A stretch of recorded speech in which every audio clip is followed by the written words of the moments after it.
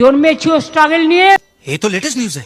মৃত্যুর দিনও যেদিন যাব পৃথিবীতে থাকবো না, স্ট্রাগল ফেস করেই যাব। পশ্চিমবঙ্গের বুড়িমা কখন যে কি কথা বলে সেটা আমরা নিজেরাই বুঝতে পারি না।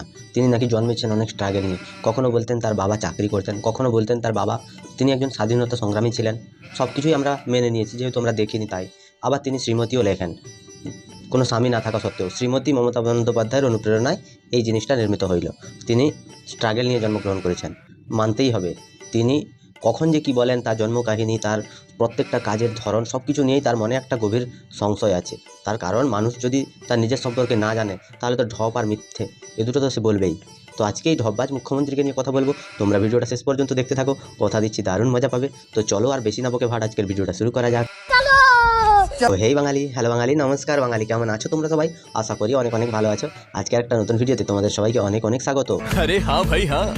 মনে রাখো, সবাইকে ভয় দেখাতে পারলেও আমাদের পারবে না। হ্যাঁ, সেটা তুমি ঠিক কথাই বলেছো যে সবাইকে ভয় দেখাতে পারলেও কিন্তু তোমাদের ভয় দেখাতে পারবে না। এটা আমরা ভালো করেই জানি, কারণ নির্লজ্জ বেহায়া যারা হয় তারাই এরকম কথা বলে যে তারা ভয় পায় না, কিন্তু আদতে তারাই সব থেকে বেশি ভয় পায়। একটা কথা তোমাদেরকে বলি, পশ্চিমবঙ্গে এসআইআর যতদিন থেকে চালু হয়েছে, মুখ্যমন্ত্রী মমতা বন্দ্যোপাধ্যায়ের পুরো মাথা ব্যথা খারাপ হয়ে গেছে। যদি তিনি ভয় না পান, যদি তিনি কোনো মানুষের ভালো চান, তাহলে তিনি এসআইআরকে সমর্থন করতেন, নাকি এরকমভাবে প্রতিটা মুহূর্তে তিনি তার বিরোধিতা করে চলতেন। তো আমি এখানটা একটা কথা বুঝতে পারি না যে মুখ্যমন্ত্রী মমতা ব্যানার্জি আর কোন মুখে তিনি চাইতে যাচ্ছেন ভোট। প্রথমে যখন নারদার স্টিং অপারেশন হলো, সারদার পেছনে ইডি সিবিআই লাগলো, সত্যিকারে সেটা দুর্নীতি হয়েছে। পশ্চিমবঙ্গের এখনও পর্যন্ত গ্রামের অনেক মানুষজন যারা টাকা পায়নি, ওইসব টাকার কথা ভুলে গেছে। তো মুখ্যমন্ত্রী মমতা ব্যানার্জি তখন বললেন যে সব কেন্দ্রে আমি একা প্রার্থী, তো সেটা দেখে মানুষজন ভোট দিল। তারপরে এলো নারদার স্টিং অপারেশন। তো এইটার পরে আবার মুখ্যমন্ত্রী মমতা ব্যানার্জি তিনি পা ভাঙলেন এবং মানুষজনকে দেখাতে চাইলেন যে দেখো, আমার পা ভাঙা সত্ত্বেও আমি কিন্তু পশ্চিমবঙ্গের মানুষের জন্য লড়ছি। তারপরে আবার এলো মাথা ফাটিয়ে তিনি তার স্মৃতিশক্তি হারিয়ে ফেললেন এবং তিনি বললেন কোথায় কি চুরি হয়েছে আমার তো জানা নেই। তো এরকম করে করে পশ্চিমবঙ্গের মানুষের থেকে তিনি ভোট নিচ্ছেন। তোমরা বিশ্বাস করো এজেন্সিকে, তাই তোমরা মানুষকে অধিকার থেকে বঞ্চিত করো। সব কিছু এতক্ষণ পর্যন্ত ঠিক ছিল, যতদিন থেকে এই যে এসএসসি দুর্নীতি মামলা, এই মামলাটা ইডি এবং সিবিআইয়ের হাতে গেছে, ততদিন থেকে মুখ্যমন্ত্রী মমতা ব্যানার্জির যে দোগলাবাজি, এটা সব মানুষের সামনে চলে এসছে। তার প্রধান কারণ কি জানো তো? এই যে ইডি আর সিবিআই এরা কিন্তু যেচে মুখ্যমন্ত্রীর বাড়িতে আসেনি বা মুখ্যমন্ত্রীর ভাইদের বাড়িতে যায়নি। যখন এসএসসি চাকরি প্রার্থীরা মামলা করেছে, তারপরে গিয়ে কোর্ট তাদেরকে দায়িত্ব দিয়েছে যে তোমরা তদন্ত করো। তো সেখানে মুখ্যমন্ত্রী মমতা ব্যানার্জি তিনি কিন্তু সবার আগে উঠে এসেছিলেন এবং তিনি বলেছিলেন যে আমার ভাইদেরকে কিন্তু ফাঁসানো হচ্ছে। যখন তার ভাইরা প্রত্যেকটা দোষী প্রমাণিত হয়ে গেল, তখন মুখ্যমন্ত্রী মমতা ব্যানার্জি বললেন যে কাজ করতে গেলে ছোটোখাটো একটা করে ভুল হয়, সেটা নিয়ে এতটা চর্চা করার কিছু হয়নি। সব কিছুই মুখ্যমন্ত্রী মমতা ব্যানার্জি তিনি ঠিক করে দেন। তিনি যা বলেন, তিনি যা করেন সব মানুষের জন্য, আর বাকি আমাদের সুপ্রিম কোর্টও মানুষের জন্য কিছু ভাবে না, শুধুমাত্র মমতা ব্যানার্জি ছাড়া। ইনি এমন একজন দয়াময়ী, দয়াবতী নারী। এই নারীর সব কাজকর্ম পশ্চিমবঙ্গের সব মানুষ জানে, শুধু যারা পাচ্ছে তারা চুপ করে আছে, আর যারা পাচ্ছে না তারা হাউ হাউ করে বেড়াচ্ছে। তোমরা মানুষকে বিশ্বাস করো না। সত্যি তো মুখ্যমন্ত্রী মমতা ব্যানার্জি তিনি মানুষকে বিশ্বাস করার কথা বলছেন। হ্যাঁ, বাস্তব কথা, বিশ্বাস তো করতেই হবে। একটা কথা বলি মাননীয়াকে, এই যে 26,000 জন লোকের চাকরি বাতিল হয়েছে, তাদের পরীক্ষা হয়েছিল, ওএমআর বলে একটা জিনিস আছে, আপনি জানেন।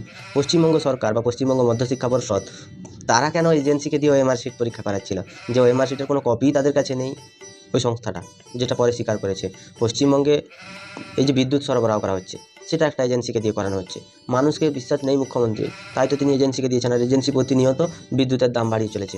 পশ্চিমবঙ্গে মুখ্যমন্ত্রী মমতা ব্যানার্জি তিনি যে পরিমাণে মানুষকে লুট করছেন, তাতে আমার মনে হয় না যে তিনি মানুষের জন্য মরবেন। কত পাতেলা।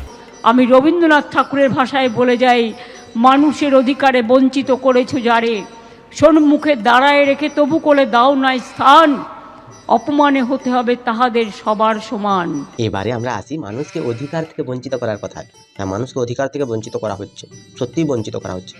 এই জন্য তো মুখ্যমন্ত্রী মমতা ব্যানার্জি 21শে জুলাইয়ের যে সভাটা করেন, তাহলে ওই যে আন্দোলনটা হয়েছিল যেখানে পুলিশ নাকি গুলি চালিয়ে 11 জনকে শেষ করে দিয়েছিল, যার জন্য এই শহীদ সমাবেশ এত ধুমধাম করে তোমরা পালন করো, সেটার দরকার কী ছিল? আর পশ্চিমবঙ্গে রেড রোডে দাঁড়িয়ে চিৎকার করে বলা হচ্ছিল যে সিপিএমরা হার মাতে ঢুকিয়ে দিয়েছে, সিপিএমরা বাংলাদেশিদের আশ্রয় দিয়েছে, সিপিএমরা ওই পশ্চিমবঙ্গের গণতন্ত্রকে ধ্বংস করার চেষ্টা করছে। এবং তিনি আরও চিৎকার করে করে বলেছিলেন যে বাংলাদেশি রোহিঙ্গা না পশ্চিমবঙ্গটা পুরো ভরে গেছে। যখন থেকে তিনি ক্ষমতায় এসেছেন তখন থেকে তিনি পশ্চিমবঙ্গে বিজেপির বিরোধিতা করে যাচ্ছেন, সেটা তিনি করতেই পারেন। কিন্তু এই যে এসআইআর হচ্ছে পশ্চিমবঙ্গে, তো মেদিনীপুর, পুরুলিয়া, বাঁকুড়া এইসব জায়গায় তো কারোর কোনো নাম বাদ যাচ্ছে না। উত্তর চব্বিশ পরগনা, দক্ষিণ চব্বিশ পরগনা এবং পশ্চিমবঙ্গের যে মুর্শিদাবাদ নামক একটা জায়গা আছে যেটা বর্তমানে খুব ফেমাস, সেই সব জায়গার নাম বাদ যাচ্ছে। এতে কিন্তু মুখ্যমন্ত্রীর হেভি গায়ে ঝাল লাগছে।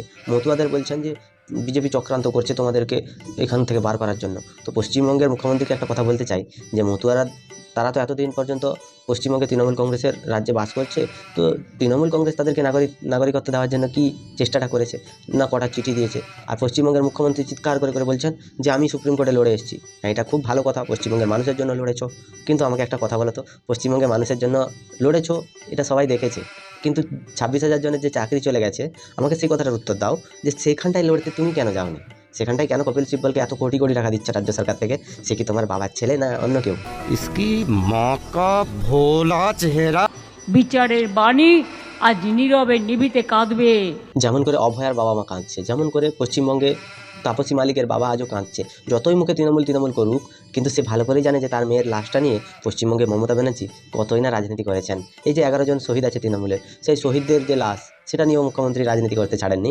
বর্তমান দিনে তার নিজেদের ক্ষমতা দেখানোর জন্য সেখানে শহীদ সমাবেশ হয়, আর ওই শহীদ সমাবেশ থেকে বিজেপিকে টার্গেট করা হয়, যেখানটায় বিজেপির কোনো অস্তিত্বই ছিল না। তো এই রকম একটা জায়গায় পশ্চিমবঙ্গে দাঁড়িয়ে আমরা বুঝতে পারি না যে কখন কার উপরে কিসের জন্য টার্গেট করা হচ্ছে। কেউ কিন্তু শিক্ষা, স্বাস্থ্য এবং কর্মসংস্থান এসব নিয়ে কোনো কথা বলছে না। এগুলো তুমি জিজ্ঞাসা করতে গেলে তুমি হচ্ছ বিজেপির লোক, তুমি সিপিএমের দালাল, তুমি হচ্ছ কংগ্রেসের পা চাটা কুকুর, এটাই শুনতে হবে। অথচ সেই কংগ্রেস, সেই সিপিএম তাদের সাথে জোট করেছে ন্যাশনাল লেভেলে গিয়ে। ইনি হচ্ছেন দুমকো সাপ, তার দুদিক থেকেই তিনি ছবল মারতে পারেন। আবার নাকি তিনি ধর্নায় বসছেন, আবার সেই আগেকার মতো নাটক চালু হবে।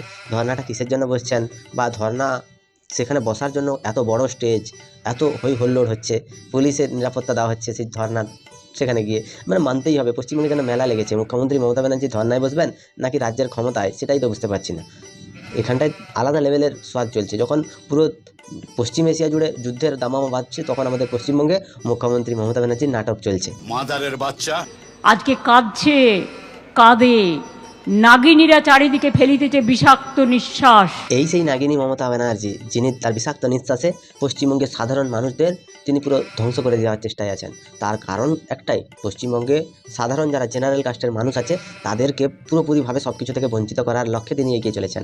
শুধুমাত্র 1,500 টাকা ভাতা দিয়ে তাদেরকে তিনি ভাবছেন অনেক তাদের উন্নয়ন করে দিয়েছেন, তাদের অনেক সুযোগ সুবিধা পাইয়ে দিয়েছেন। কিন্তু মাননীয় মুখ্যমন্ত্রীকে একটা কথা জিজ্ঞাসা করতে চাই, তুমি যেই মুসলিমদের জন্য এত এত কোটি টাকা পশ্চিমবঙ্গের থেকে বাজেট থেকে তুমি তাদেরকে দিলে, তাদের উন্নয়ন করবে বললে, তাদের মাদ্রাসা বানাবে বললে, সেই শুয়োরের বাচ্চাগুলো সেগুলো গিয়ে ইরানের খামেনেইর মৃত্যুর প্রতিবাদে মিছিল বার করেছে। এদেরকে না মুখে জুতোর বাড়ি মেরে দেওয়া উচিত, কারণ এরা দেশের জন্য কোনোদিন কোনো মিছিল বার করে না। এরা 15ই আগস্টে দেশের পতাকা তোলে না, কিন্তু কোথাকার কোন খামেনেই সে মারা গেছে যেন এদের মাই বাপ মারা গেছে, এরা তার জন্য মিছিল বার করেছে। আমি বুঝতে পারি না যে পশ্চিমবঙ্গে যখন বাংলাদেশের ওপরে অত্যাচার হয় তখন এখানটায় মিছিল বেরোচ্ছে, যখন আমেরিকায় অত্যাচার হয় তখন মিছিল বেরোচ্ছে। বলি পশ্চিমবঙ্গের থেকে তাহলে তোদের কী লাভ ভাই? তোরা পশ্চিমবঙ্গের মুখ্যমন্ত্রী মমতা ব্যানার্জির অনুপ্রেরণায় থাকছিস, তার দেওয়া টাকায় তোরা খাচ্ছিস, পশ্চিমবঙ্গের মানুষের সরকারের টাকা লুট করে সরকার তোদেরকে দিচ্ছে, তারপরেও বুঝি তোদের শিক্ষা হচ্ছে না। নাগিনের নিঃশ্বাস যেখানে পড়েছে সে তো পুরো ধ্বংস হবে। পশ্চিমবঙ্গে হিন্দু যে ধর্মটাকে সেটাকে শেষ করার জন্য মুখ্যমন্ত্রী মমতা ব্যানার্জি পুরো দমে উঠে পড়ে লেগেছেন। হিন্দুদের জন্য তৈরি হচ্ছে মন্দির, আর মুসলিমদের জন্য তৈরি হচ্ছে মাদ্রাসা, আবার মৌলানাদের ভাতা দেওয়া হচ্ছে। বলি হিন্দুরা কি মন্দিরের সামনে বসে ভিক্ষা চাইবে তোমার এই সায়নী ঘোষের কথায়? আর মৌলানা তারা সরকারি চাকরি করবে। বাহ, একটা আলাদা লেভেলের তোমার বুদ্ধি লাগিয়েছো তুমি, মানতেই হবে। আর তুমি নাকি গরিব হয়ে জন্ম নিয়েছিলে, এত ঢপবাজি কোথায় রাখো? ভগবান যে সইবে না দিদি। হরে কৃষ্ণ। তোমাদের কি মতামত তোমরা আমায় জানাতে ভুলবে না। যদি ভিডিওটা ভালো লাগে লাইক করো, কমেন্ট করো, শেয়ার করো, সাবস্ক্রাইব করো, আর পাশে থাকা বেল আইকনটা প্রেস করতে একদম ভুলবে না। সবাই ভালো থেকো, সুস্থ থেকো, সাবধানে থেকো, দেখতে থাকো বাংলার কুঁড়ে ঘর।